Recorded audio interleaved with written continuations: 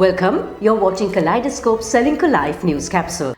COP28 was high on the agenda in the last 2 weeks, and Sri Lanka too was in Dubai with a delegation and launched the International Climate Change University. As a country, we have ratified the Paris Agreement on Climate Change plus numerous other conventions, memorandums and agreements. And Sri Lanka even has a climate advisor. What do all these mean? Can we use carbon credits to our advantage? I asked a few questions from the Director CEO of the Climate Conservation Consortium, Sanith Wijeyeratne, who popped into our studio. Welcome, Sanith. Lovely to have you on the show. Thank you so much, Savithri. Sri Lanka has so many MOUs, agreements and ratifications that we have gone through about going green. Yeah. Do we really, as a nation, fully understand the implications of this agreement? And, I mean, what is on the table here? There's a marked lack of transparency on a lot of these things. I know we've dealt with some government departments. Sri Lanka is a signatory to the Paris Accord, but nobody down the chain understands how those commitments were. And if you ask them, they'll say, well, I don't know. I don't know how they're going to do it. So I think there's a marked lack of transparency and communication in what the targets are and what they are doing to achieve it. But in terms of the Paris Accord, I don't see much evidence of us actually achieving those very, very challenging commitments we've set out to, especially in renewable energy and forestry. So I don't know. And unfortunately, that's the bottom line. So how does a country benefit from carbon credits? A carbon credit project is meant to stimulate or develop a project that reduces environmental impacts, but mainly greenhouse gases. But it's also a project that would not get done under normal circumstances. So we have been countries like Indonesia. There's a big project there called the Rimbaraya project that protects natural rainforests, protects the orangutans, protects the fauna, and that's funded by the use of carbon credits. My team has worked with some large mangrove planting projects in Myanmar, and ordinarily there wouldn't be no investment into planting mangroves, but because of carbon credits, they were able to get significant investment from the international community to fund large-scale mangrove forestry. So there is a big benefit if you know how to harness it. So for a country to understand the advantages and actually act on it and benefit from it, the people have to take ownership. How does this happen? What do the people need to know? The first thing that especially the private sector needs to do is really research the background, right? We've had so many clients come up to us who have absolutely no knowledge of it, or they have got a lot of misinformation about it. First thing that members of the public should do is make themselves aware of what are the commitments we've done, what are the regulations, what is a carbon credit and what governs it and what is the market, and be better advised before trying to go down this road. What are the pitfalls, the challenges that you will face in getting that ownership? I think the biggest problem here in Sri Lanka is that we don't have scale. Okay, the projects I talked to you about are very large scale, 50,000 hectares. Typically, people when they go in for a carbon credit, forestry. I'm using forestry as an example. You're looking at 10 to 20,000 hectares of land at least, because it does not make financial sense otherwise. Because a startup cost of some of these projects can be up to about $100,000. And there's no guarantee that you can get the registration at the end of that. So you have to be willing to invest that kind of money upfront without a guaranteed return on that. Sri Lanka doesn't have that much land in one place. So almost by default, we are barred from doing a lot of these things simply because the finances don't work. So we have to be very careful about what we try to plan. We have to make sure that it's practical and that it can be done at sufficient scale so that it makes financial sense. So Sri Lanka is faced with a couple of challenges. How do we get this right?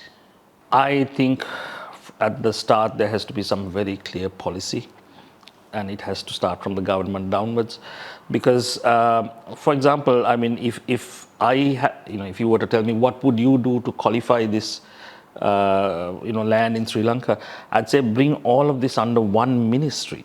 Because right now, the government owns most of the land, but it's under separate ministries. Now, if you try to do mangrove projects in Sri Lanka, you would find that if the mangrove is on the seaside of the land, it becomes the province of the Coast Conservation. But if it's on the land side, it becomes the province of the Forestry Department, unless it's the province of the local government who might have some stake in that land, or if it's it's land belonging to the divisional secretariat. If it's not land done by the Navy or somebody. So there are 7 different bodies just looking at mangrove land. They will never act together. So if we are going to do this, all the protected lands, forests, protected lands, conserved lands, needs to come under one authority who will say, listen, we're going to harness this land to further our commitments under the Paris Agreement, to further the climate change mitigation we're doing, as well as we can potentially look at carbon credits. So it's unless we bring all these together and stop all this infighting and interdepartmental rivalries, it's not going to work. What is the danger of greenwashing when accounting for carbon? Okay, so now this is a subject that has been discussed a lot in the media today, because a couple of the large carbon projects in global registries have now been accused of being, essentially having carbon projects that don't reduce carbon. My view on that is, as with any system, there are going to be challenges. The worldwide banking system was melting down, and the US government had to sink trillions of dollars into it, but nobody said, let's stop banking.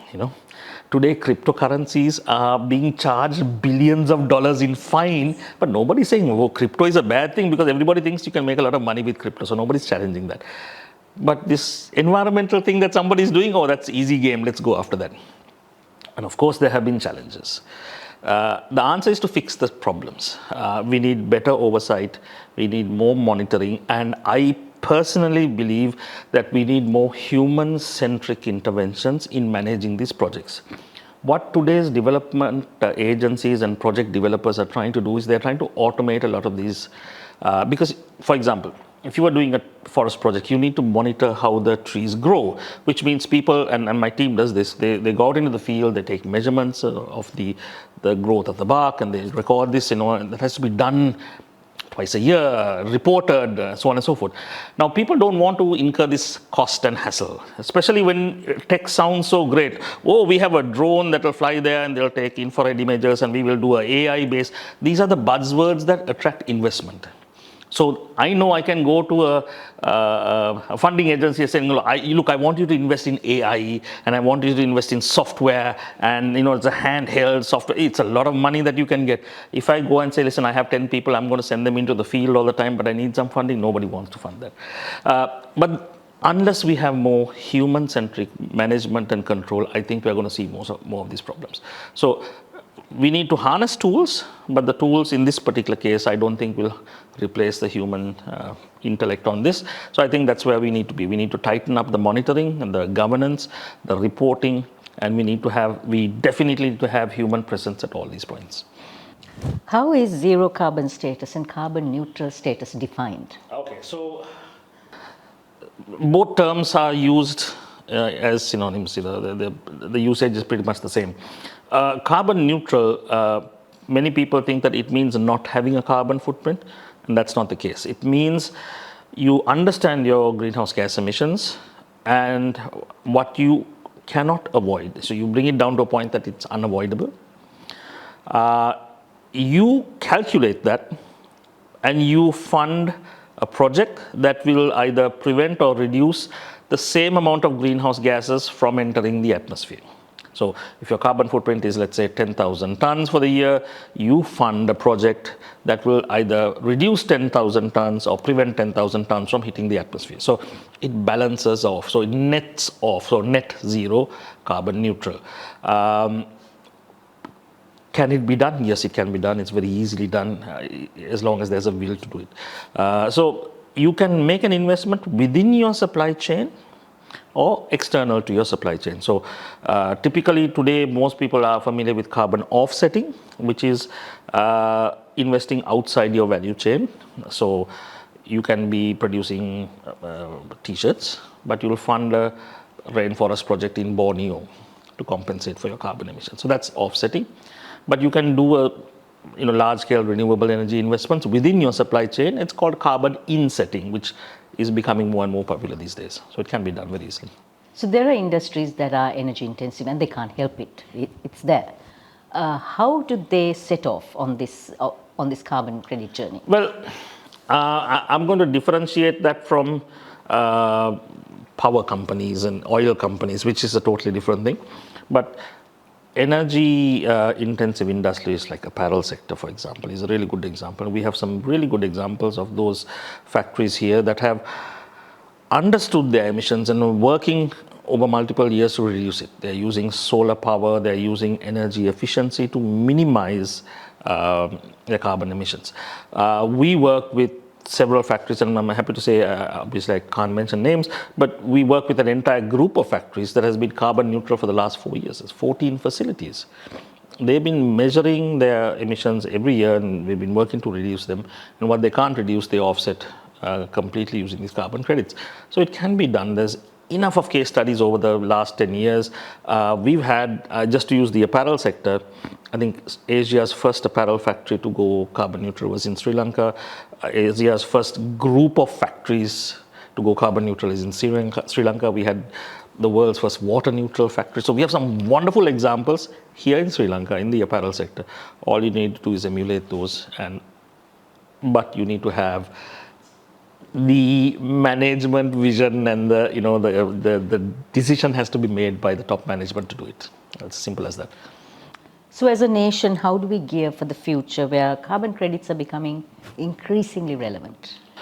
As a nation, I think what I mentioned earlier, we need to consolidate our land, I believe, under one governing body, central body that can work as a cohesive unit rather than these separate bodies. I think there's a lot of information that needs to get sort of transmitted down, especially to government departments, as well as that mandate has to come from the top. We worked with, again, without naming names, government departments where the individuals at certain levels are saying, nobody asked me about it, so I'm not doing it. There has to be a directive from top saying this is now mandated. And if you don't do it, you're kind of violating that mandate. So unless we have that, so that top-down approach has to start, it has to be consolidated, and there has to be a lot more information made public. It's only then that I think we can start moving towards this. Policy, people, planet is what I'm thinking of, yes. Thank you, Sanith, very much. Thank you, Savithri. If you like Kaleidoscope, don't forget to subscribe, like and follow us. We are on YouTube, Facebook, Instagram and LinkedIn.